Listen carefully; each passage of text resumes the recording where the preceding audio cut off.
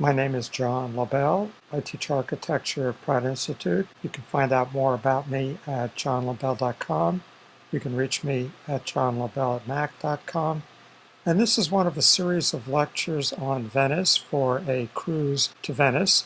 This one covers several romantic movies that take place in the city of Venice. Tomorrow we're going to be in Venice, and we've already looked at Venetian painting and architecture. So today let's look at Venice in the romantic imagination in movies. Here we are again looking at our map of Venice, and up here in the northeast corner of Italy in a lagoon, and then notice this railroad here, built in the 1950s, connecting it. That's going to come up in one of our movies. And here it is again, our complex of islands and the Grand Canal. Here's Piazza San Marco, our favorite spot, and we're going to want to sit right there where in summertime Jane sits. We'll see that shortly. And then in the last movie we'll look at, A Little Romance, the Bridge of Sorrows is going to feature, and that's right there. And we're all going to want to go there when we get to Venice. So, Venetian history, great sea power, place of beauty,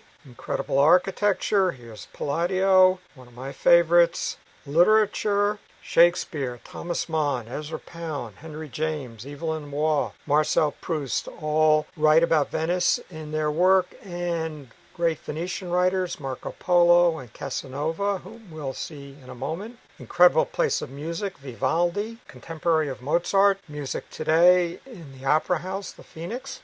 Venetian painting that we looked at before, Titian, Canaletto, Tintoretto, and one again, my favorites as an architect. I have to appreciate Piranese's prints. These are the prisons, and a place of the romantic imagination. So, our 5 movies for today, celebrating romantic exuberance, Casanova, history of eroticism and dangerous beauty, aging and obsession in Thomas Mann's Death in Venice, a middle-aged fling with Katharine Hepburn in Summertime, and youth in A Little Romance.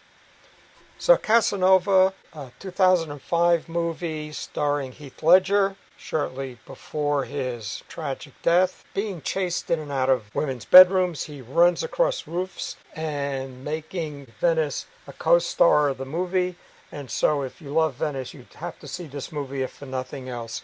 Just the fantastic scenes of the city. We begin with, "Oh, my husband's coming," or, "Oh, officials of the nunnery are coming," as they storm in, and Casanova runs out of the room dragging on his pants, and the Monsignor bursts in, finds Casanova left a shoe behind, and he says, "A night of romance with Casanova in exchange for a lifetime in hell." And the nun says, "Sounds fair."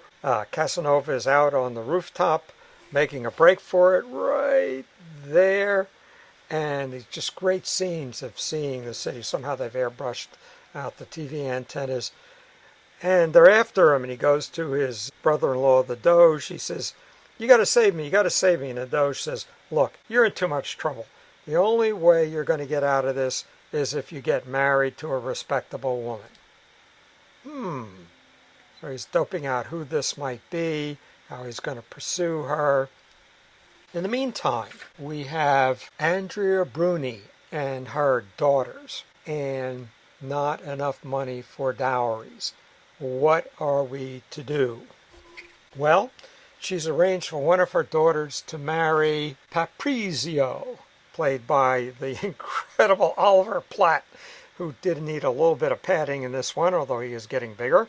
He is a lard merchant from Genoa. He arrives in his sailboat, and at the ball to introduce him to her daughter, the mother, Andrea, just totally falls for him and him for her. But that's not the plan. In the meantime, Casanova is becoming fascinated with Francesca, one of the daughters. And here they are in a balloon again over the city of Venice. So we have these balloon views of Venice. Well, eventually he's captured, goes to trial, and of course, women heroines, the women swordsmen, she breaks him out. Here he is with his staff that identifies him as Casanova, on the run, making a break for it. And they get to Paprizio's ship, and they take off just ahead of the authorities, making their break for it. And the mother, Andrea, and Paprizio are happy, and her sister is happy, and she's happy with Casanova, and they all join a theatrical troupe. Next, we'll look at Dangerous Beauty, story of Veronica Franco. And Veronica Franco is a real person, as we'll see a bit later. So she's a courtesan in 16th century Venice. By the 15, 16, 1700s, Venice had become Europe's center of pleasure, gambling, the carnival, the courtesans, although at this point it's still a major power, and that's going to come into play. So this movie is based on a true story. It's reasonably faithful to it. Venice, 1583, the richest and most decadent city in Europe. Its women were treated like property. Few even knew how to read, but there were some who enjoyed a different fate. Here we are, again, a mother with daughters, and Jacqueline Bisset is playing Paolo Franco, and she's just got too many daughters and not enough dowry. And she arranges some marriages, but she informs Veronica, well, she's a real troublemaker. Among other things, she reads books. Women are not allowed to read books.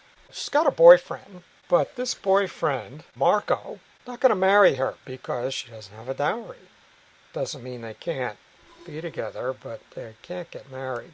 His family is going to arrange a proper marriage. There she is with this poor woman. What did I do? Why is this marriage not working? I don't know. Her mother informs Veronica, I've got plans for you. You are going to become a courtesan. What? One of those? Look at your hands. I don't think you're going to make it as a scullery maid. That's your only alternative. No, there's another alternative. I can go to the convent.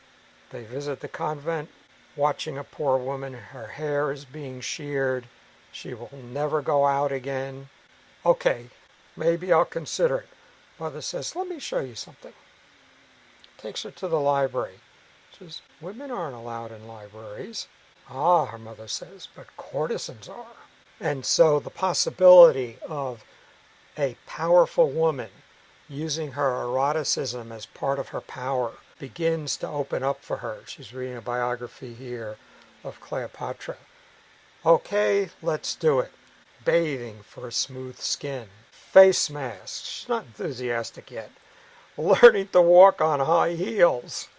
Erotic lingerie. And then how to tell a man that he is the only one you've ever loved. She comes out into society as a courtesan, which is semi-respectable. And she is really dedicated to it. Here's a very powerful nobleman who says, you wouldn't want to be with me. I've got these foot sores. And she bathes them. So she is totally dedicated to her art. Very successful.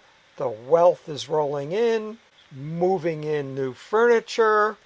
But she is ridiculed, attacked, picked on by jealous people. Here's Oliver Platt again, much younger. And they vie with each other in exchanges of poetic barbs and swordplay. And it's going to come back to not suit her well. Well, the Turks are advancing with their navy onto Venice. They need help from the French king. The French king visits. And they say, oh, we got to stop these Ottomans. And the French king says, I've heard about your courtesans. Could I meet them? Here they are. What about that one? And he spots Veronica. They go into the bedchamber, and he comes out the next day. Okay, you get your navy. And so she's a hero. She's a diplomat. She's saved Venice. She's celebrated. Marco's not too happy, but he is married to someone else, and he goes off to battle. In the meantime, she meets with them. All the men are gone. She meets with the wives, and they're not happy. And there's this serious confrontation, and now the plague comes. And what's the cause of this plague? Well, of course, her mother dies in the plague. Of course, it's the evil witchcraft of these courtesans that's caused the plague. So they're all out being punished. Veronica is imprisoned and is called before the Inquisitor. She stands up to him, makes an incredible impassioned speech. And we know how she would have spoken from her poetry, which is available. She is defending of herself. She is damning of the treatment of herself and of women. And then, as she stands before the Inquisitor, one by one, the men in her life stand up and say, if she is a witch, I am her accomplice. Finally, the Inquisitor says, maybe we should leave this to the civil authorities. And the Doge says, yes, we'll handle it. We'll handle it. She's exonerated. She's with Marco, her lover. And the age of courtesans had ended. In the years to come, Veronica Franco used her home as a sanctuary for victims of the Inquisition. She and Marco remain lovers for the rest of their lives. Now let's look at obsession, aging and youth, and the Apollonian and Dionysian. A novella by Thomas Mann, Death in Venice, and the movie based on it, directed by Visconti. So here we are on our little ship, coming to Venice, leaving the mundane, ordinary world, coming to a magical place. And here is our author, or in this case, Thomas Mann sort of bases the character on himself, but makes him a composer. Actually, the movie makes him a composer. He's still a writer in the book. And so he's buried in a book. You know, he's not really able to absorb the full sensuous beauty of Venice. And it's not so beautiful in this movie. It's usually dark and foreboding. It's 1911. He comes ashore in his gondola. A gruff gondolier sort of subtly propositions him. So we're going to have some gruff challenges to our withdrawn composer, author in this movie. Comes ashore. We wish we could bring that much luggage beyond the 50-pound limit of 2 bags on an airline at $25 each. But anyway, he's got a big haul. Comes ashore, gets his room with a view of the seashore, but it's still dreary. It's always dark. He works on his composition with his young assistant, gets a little bit of sunshine on the beach, reminisces sadly about his wife and child who had died of plague, eats in the dining room, and notices a young man. Polish family, mother, 2 daughters, and a son are vacationing. Their boy, Tadzio, is with them, and there's a striking young man. Beautiful, romantic young man. And he starts becoming obsessed with him, spying on him, following him, watching him, even follows him into the city, watches him pray at church. Our character, Gustav, visits a prostitute to try to overcome this obsession. Doesn't help. And his travels around the city, he notices disinfectant is being splashed everywhere. And he goes to the equivalent of American Express, and the agent there says, I'm going to tell you, get out now. There's a cholera epidemic. They're about to close and quarantine the city. Get out immediately. Goes to the railroad station, even sees somebody collapse from the disease, but he can't leave. He's got this obsession. Now, earlier in the movie, we now recall, he's eaten strawberries, fresh strawberries, and they were washed with the contaminated water. All along, he's been a dead man. It's just a matter of time. He's feeling ill. He visits the barber, have his hair dyed, makeup on, try to recapture vitality. He's at the beach. He's dying. His hair dye is running from his perspiration. He looks like a fool in his white makeup. He sees Tadzio looking like a Greek sculpture of a youth. he dies. And the attendants carry him away so as not to scare off the tourists. Something a bit more uplifting. David Lean's Summertime, 1955, with Katharine Hepburn and Rosanna Abrazi. Jane Hudson is an American secretary. Having saved her money, she's making a trip to Venice. She's on the train, new at that time, on that causeway we saw. So we're leaving ordinary reality, going to a magical place. But throughout the movie, she's got this camera, an 8mm movie camera, slapped in front of her face, like Gustav earlier buried in his book. Here she is in Venice, the most beautiful city in the world, and she's got this shield up in front of her face. She's telling herself, she's recording her memories, but she is guarding herself from the direct experience of this beauty. She arrives at the railroad station, which we all should do. You come in, you go through the doors, and bam, there you are in Venice. How much is a taxi? 1,000 lira. How much is a bus? 20 lira. I'll take the bus. That's a bus? She goes through the streets of Venice, which are canals.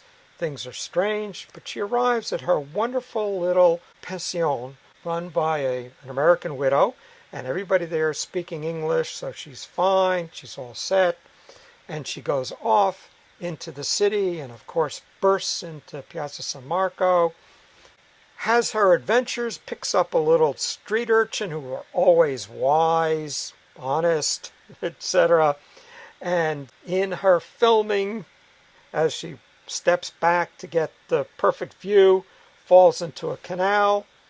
The boy captures her camera. Everybody gathers around. Katharine Hepburn had an eye infection for a year from that little adventure in the canal. And she gets a drink at a cafe in the piazza, as we all do. And there's Renetto, Rosanna Abrazi. Oh, there's an interesting American woman.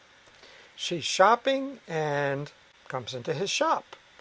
And so they start maybe a little thing. He invites her to dinner, and she's on her little balcony at her pensione, still defensively holding her camera. Should I or shouldn't I? And she has dinner with him, but she's got her guard up. And finally he says, I know why you came here. You came here for an erotic adventure, and this is it. And takes her, they go down into an underpass, we're into the erotic underworld of the unconscious, and she surrenders. 1955, all we can see is a shoe on the balcony, and it happens. Fireworks. And the next day he says, you will, of course, stay, and we, will develop a relationship.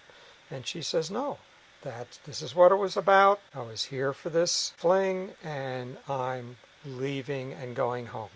And she's back on her train, back to the real world.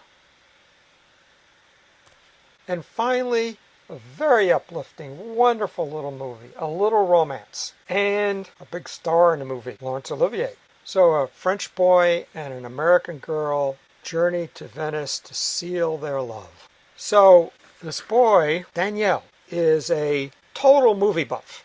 And here he is, probably for the 5th time, watching Butch Cassidy and the Sundance Kid, reciting all the lines.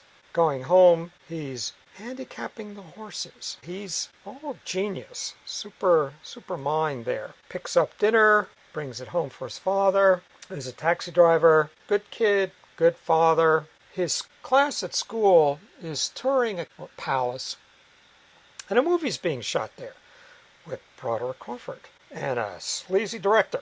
They're ushered off, we're shooting a movie here. And he wanders into a room, and there's a girl, just his age, reading a book. Come in and they chat. The girl's mother is having an affair with this movie director. Gold chains. They hit it off.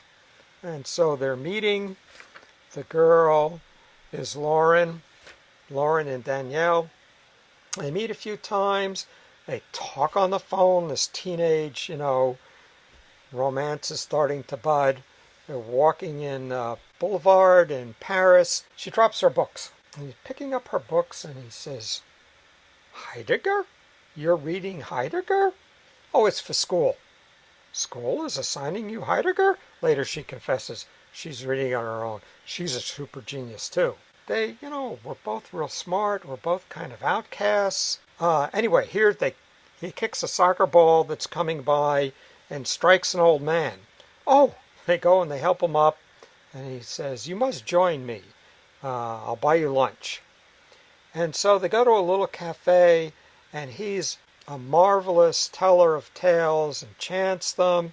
And in their discussions, he tells the story of the Bridge of Sorrows. If a couple kiss under the Bridge of Sorrows in Venice at sunset when the bells are ringing, their love will last forever. She's fascinated by this. He's bored out of his skull by this. And sex is starting to bud with her. Here's Lauren with her girlfriend from school. They're on a tour of the Louvre Museum. Have you ever seen one? Her mother is throwing a party. She's annoyed with her father for not putting his foot down about her mother's affair with this idiot movie director. She gets to invite her friends from school, and she invites Danielle and his buddy, as well as her girlfriend.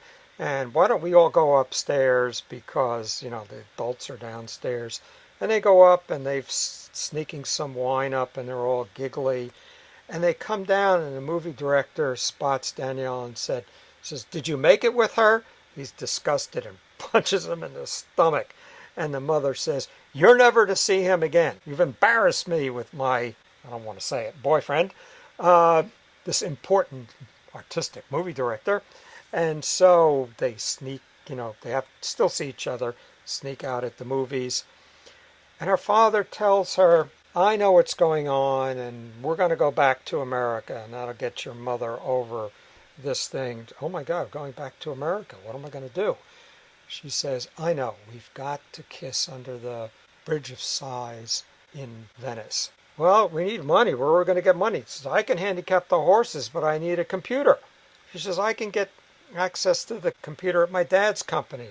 Father is the American executive of a major telephone company in their French offices. I've got the printout. She comes running off. But we need an adult.